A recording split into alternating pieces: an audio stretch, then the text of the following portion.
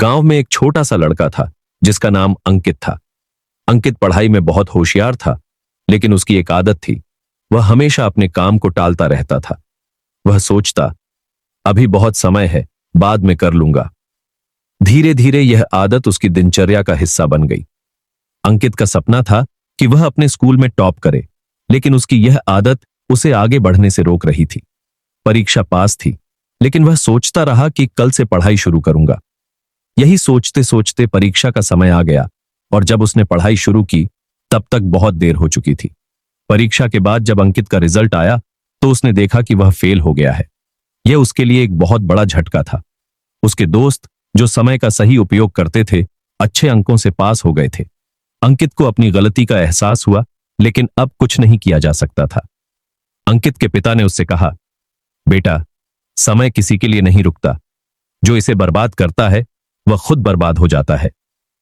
यह बात अंकित के दिल में गहराई से उतर गई। उसने ठान लिया कि अब वह समय का सही उपयोग करेगा। अगले ही दिन से अंकित ने एक समय सारिणी, टाइम टेबल बनाई। उसने अपने पूरे दिन को व्यवस्थित किया, कब पढ़ाई करनी है, कब खेलना है और कब आराम करना है।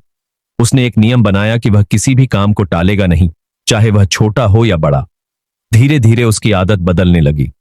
अब वह पहले से ज्यादा आत्मविश्वासी महसूस करता था। उसका पढ़ाई में ध्यान बढ़ने लगा और उसके शिक्षक भी उसकी मेहनत देखकर खुश होने लगे। जब अगली परीक्षा हुई तो अंकित ने पूरे मन से पढ़ाई की। उसने हर विषय को समय दिया और पूरे अनुशासन के साथ अपनी पढ़ाई पूरी की। इस बार जब रिजल्ट आया तो उसने स्कूल में टॉप कर लिया। यह देखकर उसके माता पिता, शिक्षक और दोस्त सब खुश हो गए। अंकित ने एक महत्वपूर्ण सीख ली। समय बहुत कीमती है, इसे कभी बर्बाद नहीं करना चाहिए।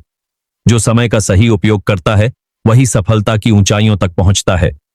काम को टालने से केवल पछतावा ही हाथ आता है।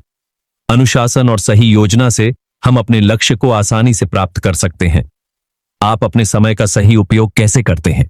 क्या आपके पास भी कोई ऐसी कहानी है जिसमें समय प्रबंधन ने आपकी जिंदगी बदली हो?